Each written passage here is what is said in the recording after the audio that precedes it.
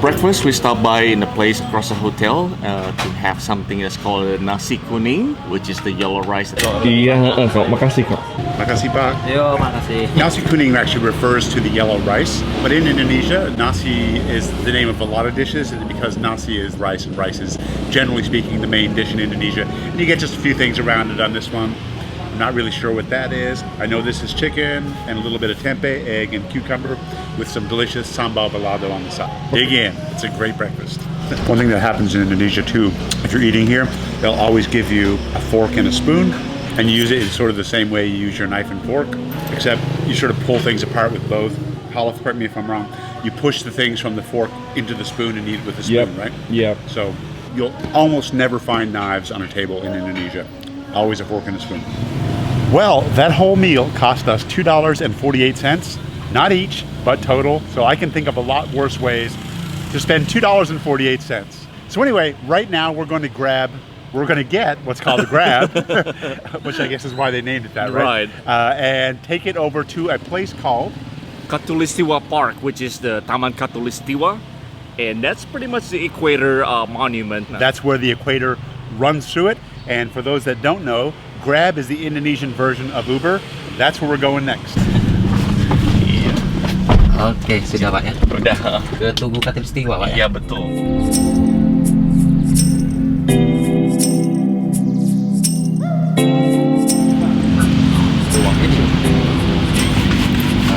₹2,000 to go in, aka 14 cents to go in. It's not bad. Let's go in. We finally arrived here in Tugu Khatulistiwa, which is the Equator Monument. Surprise, surprise, there is no actual line in the equator line. I think there is. I'm pretty sure that this path that we're walking is the equator, but Halef says his map shows it going north to south.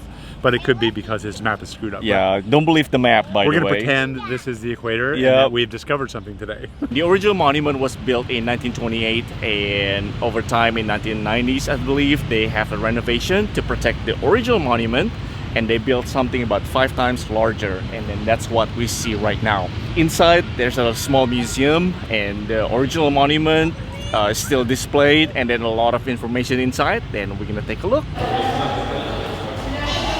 We're inside the museum now. What you see behind me here is the original monument to the equator. You look on the floor, you'll see the green line. The green line runs through the equator at the time, which I don't know much about astronomy and how that works, but I'm assuming that on March 21st, whenever the vernal equinox is, they found the point where there was no shadow and put the equator right there.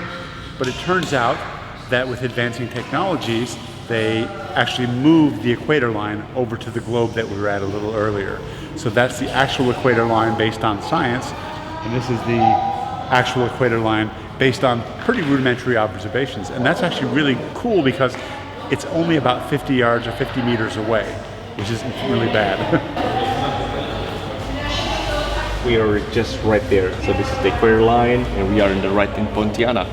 And this is actually one of the largest cities in the world on the equator line. I think the other one could be Quito, Ecuador, and obviously some monument there in Uganda, I think. This is it. This is where we are. The sign here actually shows the temperature here every day. No, just kidding. We are at the 0 line. It's the equator. That's what it is. Latitude. The latitude, yeah, 0 degree in the latitude. I can actually stand straight here. It's pretty cool. I guess that's kind of stupid. Whoa! I'm not talented, so I have no idea how to make this stand. But supposedly at the right equator, it's just gonna stand just right, you know, straight. And we saw it ourselves. Oh, that's awesome! I just can't figure it out.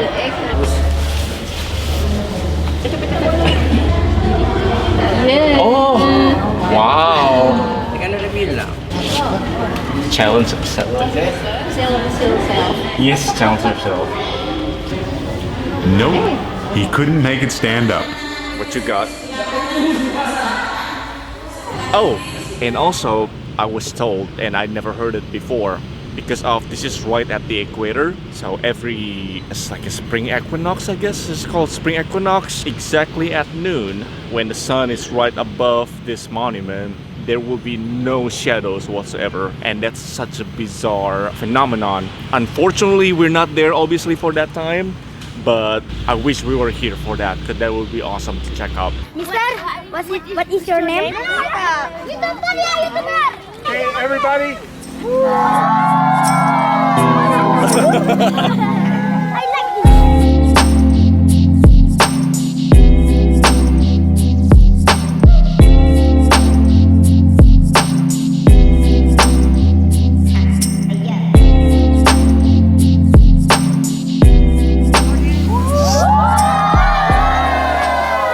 Iya. Okay.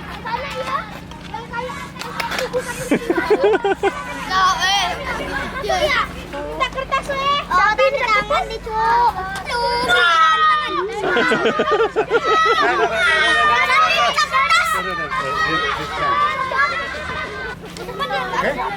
Okay, bye-bye. Oh, dia. Oh. Bye bye.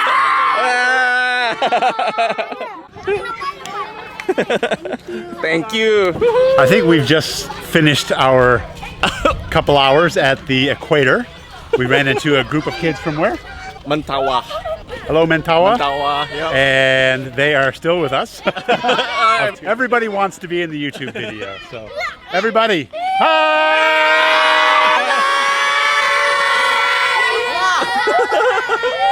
Thank you.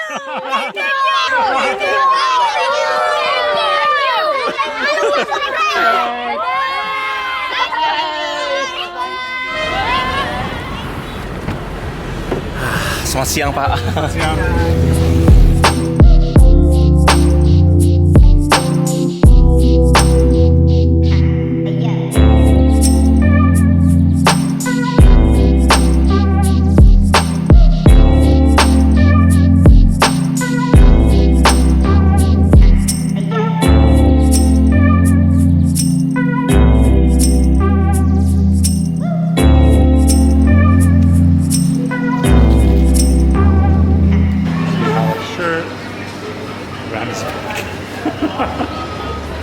And for lunch, we decided to have one of the most popular meals in Indonesia, Padang food.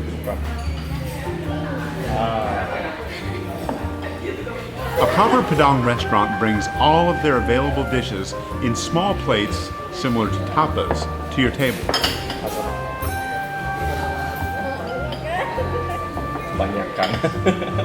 Anything from delicious beef rendang curry, red sambal balado,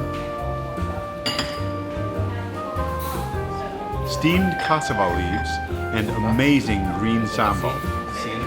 And you only pay for what you eat. Enak katanya. Kalau semua dimakan gitu berapa jumlahnya? Belum tahu. Gantung harga. Oh. And trust me, she knows what's missing from your table, so she's gonna charge you for it. Yeah, we ate a lot this time. Currently, I'm heading out to a place that is gonna be my happy place. I found a place not far from our hotel where I can get massage for fairly cheap. So online review was pretty good, and Michael decided to skip. Generally speaking, he hates to get massages, which I completely don't understand. But that's where I'm heading now. Yay! It's gonna be so relaxing. I'm really looking forward to it. It's gonna be great. Okay, where are we here? I need to go that way. It's been a really cloudy day here in Pontianak, but that means it's not like super hot, which is absolutely enjoyable for us.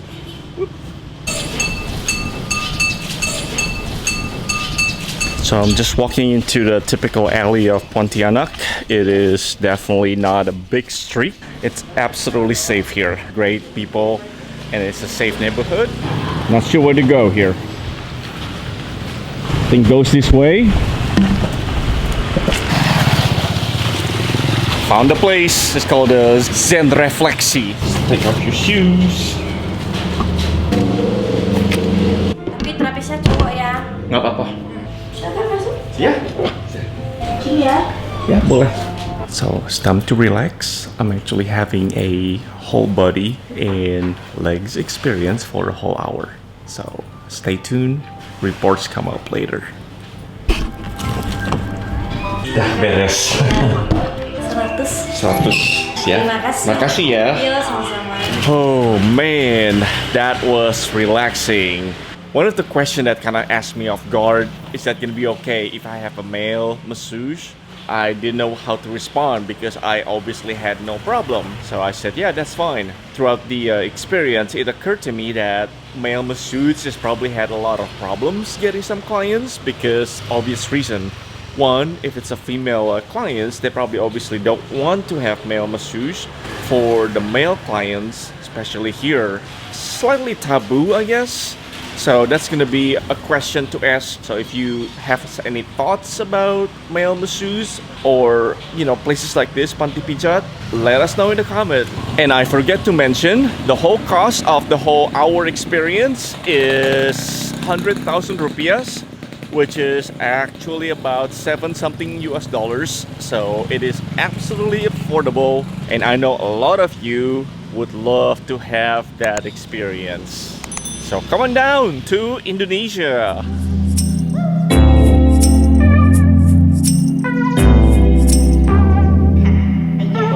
This is it. This is where we are. This is where we are. This is where we are. This is it. This is where we are. It's gonna be happy. It's gonna be not happy ending,